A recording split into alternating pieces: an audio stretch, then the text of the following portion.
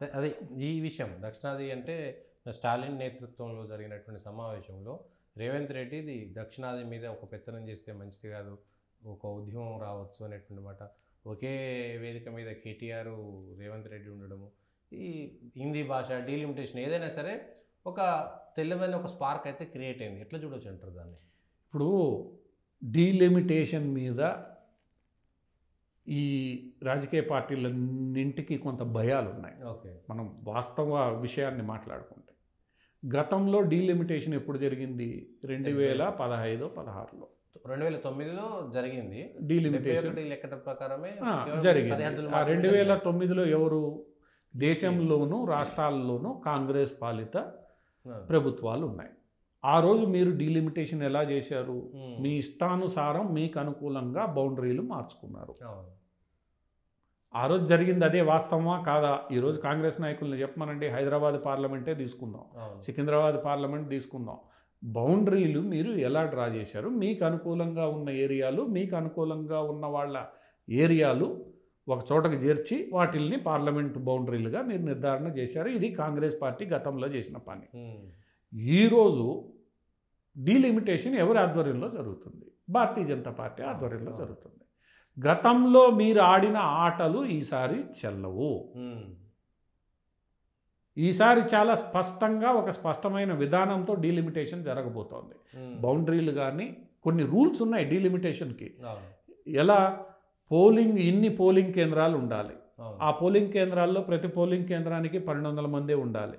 అట్లా ఒక ఓటింగ్ వేయడానికి వెళ్ళాల్సిన వ్యక్తి ఇంత దూరంలోనే ఉండాలి. ఇవన్నీ ఒక కంటిన్యూస్ జియోగ్రాఫికల్ ఏరియాస్గా ఉండాలి. ఇట్లా కొన్ని నిబంధనలు ఉన్నాయి. డీలిమిటేషన్ ఏదో ఆకాశంలో నుంచి ఊడిపడి ఇష్టం వచ్చినట్టు బౌండరీలు గీయరు. బ్రిటిషర్లు గీసినట్టు చైనా భారత్ సరిహద్దుల మధ్య ఒక లైను, ఆఫ్ఘనిస్తాన్ పాకిస్తాన్ మధ్య ఒక లైను అట్లా గీయరు. చాలా పారామీటర్స్ ఉన్నాయి. ఆ పారామీటర్స్ ఆధారంగా గీస్తారు. మీరు గతంలో మీకు అనుకూలంగా చేసుకున్నారు, అది వాస్తవం. రాజకీయాలు 2009లో రాజకీయాలు చూసిన ప్రతి జర్నలిస్ట్ని అడిగితే డీలిమిటేషన్ ఎలా జరిగింది, బౌండరీలు ఎలా మార్చబడ్డాయి, అసెంబ్లీలవి పార్లమెంటు స్థానాలవి అందరికీ తెలిసిందే. సో మీకు తెలుసు మీరు చేసిన తప్పులేందో. రేపు భవిష్యత్తులో మన ఆటలు సాగవు. ఇప్పుడు డిఎంకే స్టాలిన్ గారు ఏమంటున్నారు? డీలిమిటేషన్తో తమిళనాడు యొక్క స్వరూప స్వభావాలే మారిపోయి. స్వరూప స్వభావాలు ఎందుకు మారిపోతారు? రాష్ట్ర బౌండరీ మారదు. మారేదేంది? అసెంబ్లీ స్థానాలు, పార్లమెంటు స్థానాల యొక్క స్వరూప స్వభావాలు జనాభా పెరుగుదల ఆధారంగా లేదా జనాభా సంఖ్య కన్నా ఎన్నికల సంఘం పెట్టిన కొన్ని నిబంధనల ఆధారంగా మారుతాయి. మీ ఇష్టం వచ్చిన ఏరియాలు ఈసారి వచ్చే అవకాశం లేదు. గతంలో ఏంది? రాష్ట్రాల్లో కాంగ్రెసు, కేంద్రంలో కాంగ్రెసు, ఎవరికి కావాల్సింది వాళ్ళు గీసుకున్నారు. ఈరోజు అలా ఉండదు. మీరు రాష్ట్ర ప్రభుత్వంలో ఉన్నప్పటికీ కూడా ఒక పర్యవేక్షణ కేంద్ర ప్రభుత్వం చేస్తుంది. అంటే మీ ఇష్టం వచ్చినట్టు గీయడానికి ఉండదు, రోడ్డు మీదకి వస్తారు. దీన్ని ఎలా అడ్డుకోవాలి? ఇప్పుడు వీళ్ళందరి ముందు ఉన్న ప్రధాన సమస్య, స్టాలిన్ గారు మొట్టమొదటి ఏం చేశారు? భాష తీసుకొచ్చారు. భాషని దక్షిణాదిలో ఎవడు అంగీకరించే పరిస్థితుల్లో లేడు. కర్ణాటక 3 భాషల విధానాన్ని అమలు చేస్తోంది. కేరళ అమలు చేస్తోంది. ఆంధ్ర, తెలంగాణ అమలు చేస్తున్నాయి. పాండిచ్చేరి అమలు చేస్తోంది. తెలంగాణ ఒక్క తమిళనాడులోనే దీని మీద ఇబ్బంది. నువ్వు చేస్తే నీకు డబ్బులు ఇస్తాం, లేదంటే లేదు. జాతీయ విద్యా విధానాన్ని నువ్వు హిందీ ఇష్టం లేకపోతే తెలుగు నేర్పించు. అక్కడేమి హిందీ కంపల్సరీ అని ఎవడు చెప్పట్లే.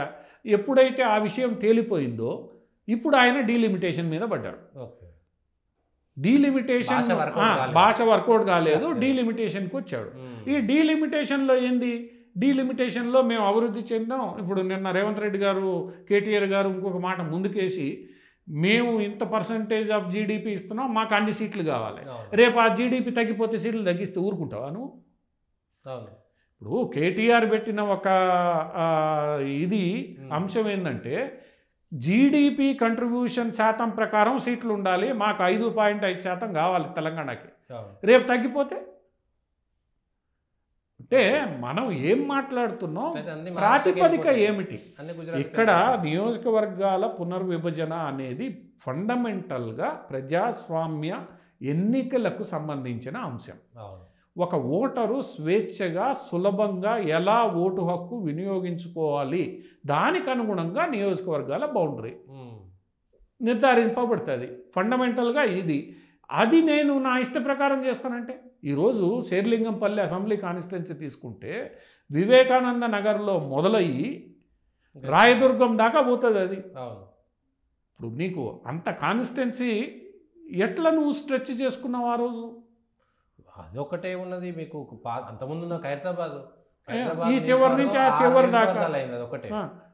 మల్కాజ్గిరి ఈరోజు అతిపెద్ద పార్లమెంట్ నియోజకవర్గం. అవసరమా? దాన్ని డివైడ్ చేయాల్సిన అవసరం ఖచ్చితంగా ఉంది. మిగిలిన అన్ని చోట్ల 16 లక్షలు ఉంటే ఆడ మాత్రం 35. దీన్ని నువ్వు రేషనలైజ్ చేయాలి. ఆ రేషనలైజ్ చేయడానికి ఒకటే ప్రాతిపదిక. ఏం ప్రాతిపదిక? ఓటు హక్కును ఓటరు పద్ధతిగా సులభంగా వినియోగించుకోగలగడమే. ఇక దొంగోట్లు తీసేయడానికి ఓటర్ కార్డుకు ఆధార్ కార్డు అది ఇప్పుడు నెమ్మదిగా వస్తుంది కదా. నిన్న ఎన్నికల సంఘం నిన్న స్పష్టంగా చెప్పింది, మీరు చేసే ఈ గోలన్నిటికీ ఒకటే పరిష్కారం, అందరూ ఒప్పుకోండి, ఆధార్కి లింక్ చేస్తా. ఈరోజు ఒప్పుకోమనండి.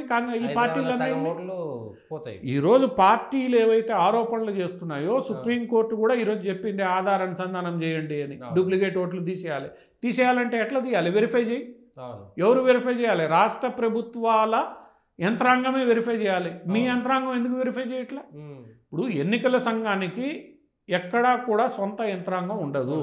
ఎన్నికల సంఘం యంత్రాంగం అంతా రాష్ట్ర ప్రభుత్వ యంత్రాంగమే. రాష్ట్ర ప్రభుత్వ యంత్రాంగం ఏది చేస్తే అదే ఎన్నికల ఓటర్ లిస్టు.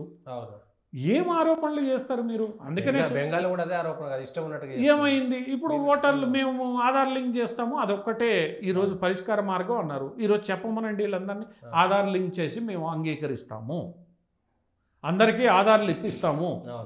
ఎవడైతే తీసుకోలేదో నీకు చేతనైతే ఆధార్ కేంద్రం ఓపెన్ చేసి అందరినీ తీసుకోమని చెప్పు. ఆధార్లు నిజాయితీగా నువ్వు పనిచేయి. అవి ఏమీ చేయకుండా తమిళనాడులో ఏదో పనిచేసింది సరిగ్గా ఫలితాలు ఇవ్వదని వాడికి అర్థమైపోయి ప్రభుత్వం నడపడం చేతకాక భావోద్వేగాల్ని రెచ్చగొట్టడం. ఈరోజు కేసీఆర్ గారు కూడా ఈరోజు చంద్రబాబు గురించి మాట్లాడారు. భావోద్వేగాల్ని రెచ్చగొట్టడం. ఈరోజు తమిళనాడు చేస్తున్నది భావోద్వేగాలను రెచ్చగొట్టడం. ఆ భావోద్వేగాలను రెచ్చగొట్టే సందర్భంలో ఒక తమిళనాడు గురించి మాట్లాడితే బాగుండదని ఈరోజు దాన్ని దక్షిణాదికి లింకు, దానికి కాంగ్రెస్ మద్దతు. ఇక్కడ ఇంకొక అంశం, నిన్న రాహుల్ గాంధీ గారు ఏం మాట్లాడారు? మెరిట్ గురించి మాట్లాడారు. మెరిట్ గురించి మాట్లాడుతూ ప్రజలందరికీ ప్రాతినిధ్యం ఉండాలి అనేది రాహుల్ గాంధీ యొక్క సిద్ధాంతం. కులగణన చేయాలి, అందరికీ ప్రాతినిధ్యం ఇవ్వాలి అనేది ఆయన సిద్ధాంతం. మరి వీళ్ళందరికీ ప్రాతినిధ్యం ఇవ్వడానికే కదా నియోజకవర్గ పునర్విభజన. చెయ్యి, నువ్వు ఒప్పుకో. ఈరోజు నియోజకవర్గ పునర్విభజన ఒప్పుకో, కులగణన కూడా చేస్తుంది రాబోయే రోజుల్లో. మా అంచనా ఏంటంటే కేంద్ర ప్రభుత్వం సెన్సస్ అప్పుడు కులగణన కూడా చేస్తుంది. చేస్తే అయ్యేది ఏం లేదని తెలంగాణ తేలింది, కర్ణాటక తేలింది, బీహార్లో తేలింది. కులగణన చేస్తారు. చేసిన తర్వాత ఏం చేయాలో మీరే నిర్ణయించుకో. ఇప్పుడు ఎస్సీ వర్గీకరణ సుప్రీంకోర్టు చెప్పింది, ఎవడు చావు వాడు చావండి అని. ఇప్పుడు రాష్ట్రాలుగా ఏమైంది? తెలంగాణలో ఇంత ఆలోచించాల్సిన పని మీకు వచ్చింది. ఈరోజు మీరు ఆంధ్రాలో వాళ్ళు చేసుకుంటారు. ఏ రాష్ట్రానికి ఆ రాష్ట్రం వాడికి ఇష్టం ఉంటే చేసుకుంటాడు, లేదంటే లేదు. కులగణన కూడా రాష్ట్రాలు చేసుకోవచ్చు, లేదా రేపు సెన్సస్లో చేసి ఇచ్చేస్తాం. ఏం జరుగుతుందో చెప్పండి. కులగణన చేసినంత మాత్రాన ఏదో మారిపోతుంది అనేది, అది మారదనే విషయాన్ని గ్రహించి ఇప్పుడు రాహుల్ గాంధీ గారు కొత్త పల్లె అందుకున్నాడు. మెరిట్ అనే కాన్సెప్టే తప్పు. కొందరు పుట్టగొడుతుంది దీనివల్ల. ఇప్పుడు దేశంలో తెలివితేటలు ఉండడం అవసరం. ఆ తెలివితేటలు ఉండడమే నేరం అనే రీతిలో కాంగ్రెస్ పార్టీ మాట్లాడితే, కాంగ్రెస్ పార్టీ అవలంబించిన విధానాలు ఇలానే ఉంటే రేపు భవిష్యత్తులో కష్టపడితే నాకేమొస్తుంది అని ఎవడైనా అనుకున్నాడు అనుకో, ఏమవుతుంది?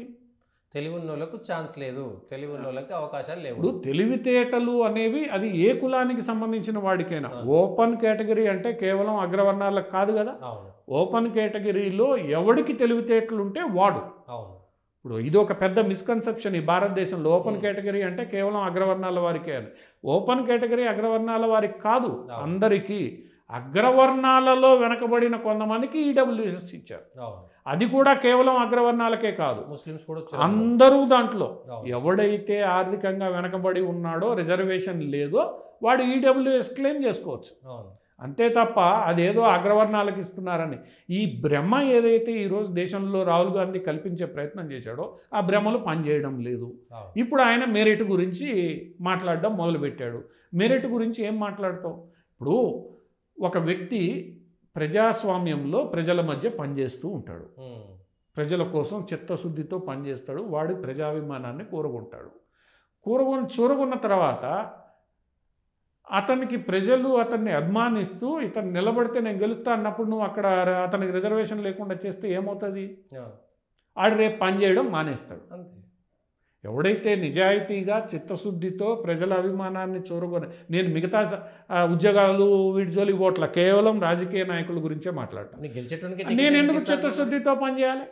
రిజర్వేషన్ వచ్చి టికెట్ వస్తే ఆ రోజు చూసుకుంటాం, డబ్బు ఖర్చు పెడతాం. ఈరోజు రాజకీయాల్లో జరుగుతున్నది ఏంటి?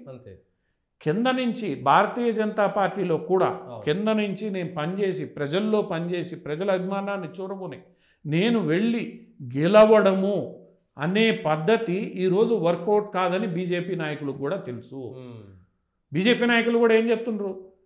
ఆ రోజు టికెట్ ఇస్తాం, ఎవరి దగ్గర ఏది ఉంటే వాడే గెలుస్తాడు, అంతేగాని ప్రజాభిమానం ప్రజాభిప్రాయం ఎందుకు చేయాలి నేను? అంతే. రిజర్వేషన్ రేపు ఏముంటుందో తెలియదు, నేను ఒళ్ళంతా దించుకొని చిత్తశుద్ధితో 5 ఏళ్ళు ఎందుకు పనిచేయాలి? అంటే ఇక్కడ మెరిట్ అనే కాన్సెప్ట్ కేవలం ఉద్యోగాలు చదువుల్లోనే కాదు, ఈ సమాజ సేవ చేయడానికి ముందుకొచ్చే వాళ్ళ విషయంలో కూడా ఉండాలి కదా.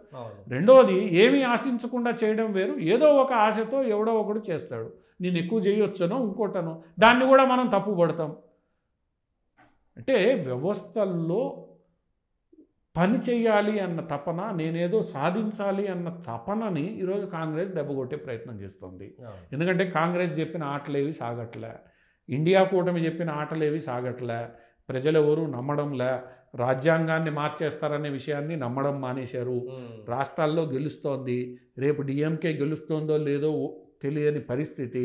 ఆ పరిస్థితుల్లో వీళ్ళు కులాన్ని రెచ్చగొట్టి అయిపోయింది, కులం కుదరలే, భాషను తీసుకొని రెచ్చగొట్టి అయిపోయింది, భాష కుదరడంలా. ఎందుకంటే ఈరోజు ఇక్కడ ఉన్నోడు అమెరికాకు పోతున్నాడు, అమెరికా ఉన్నోడు ఢిల్లీ వస్తున్నాడు, ఢిల్లీలో ఉన్నోడు నార్త్ ఈస్ట్లో పనిచేస్తున్నాడు, ఎక్కడైనా బతుకుతున్నప్పుడు అక్కడ భాషను మార్చుకుంటున్నారు. ఆడేమి అరవం, వీడు తమిళియన్ వచ్చాడని ఆడు తిట్టట్లా, హిందీ వాడు వచ్చాడని వీడు తిట్టట్లా. ఈరోజు చెన్నై ఐటీ సిటీలో నువ్వు లోపలికి వెళ్తే తమిళ్ మాట్లాడే వాళ్ళకన్నా కూడా హిందీ ఇంగ్లీష్ మాట్లాడే వాళ్ళు ఎక్కువ కనిపిస్తారు, ఎక్కువ కనిపిస్తారు. అందువల్ల అది పోయింది. ఇంకా మిగిలింది ఏంది? వీళ్ళకి ప్రాంతం, ఉత్తరం దక్షిణం బీహారు అంటే హిందీ మాట్లాడేవాళ్ళు, నాన్ హిందీ మాట్లాడేవాళ్ళు, ఇట్లా ప్రాంతీయ విభేదాలను సృష్టించాలని చూస్తున్నారు.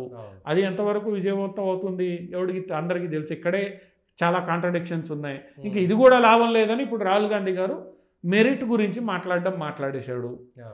అంటే ఈ భారతీయ జనతా పార్టీని అదుపులో పెట్టాలి, నరేంద్ర మోడీని ఓడించాలి, ఎక్కడో ఒక చోట మా మాట నేలా లొంగ తీసుకోవాలి అన్న ఆతృతలో వీళ్ళు ఆడుతున్న ఈ డ్రామాలన్నీ, ఇండీ కూటమి పేరుతో ఆడుతున్న డ్రామాలన్నీ భవిష్యత్తులో ఏమవుతాయి? ఈరోజు పశ్చిమ బెంగాల్ ముఖ్యమంత్రి ఓటర్ లిస్టు గురించి మాట్లాడంగానే ఎన్నికల సంఘం మీటింగ్ పెట్టింది, ఓటర్ లిస్టులు తీసేద్దాం, ఆధార్కి అనుసంధానం చేద్దాం, సుప్రీంకోర్టు కూడా చెప్తోంది, మీ అభిప్రాయాలు చెప్పండి అంది. ఒక్కడికి ఎక్కువ మనలే. అంటే మనం మాట్లాడడానికి ఇప్పుడు మన తెలంగాణ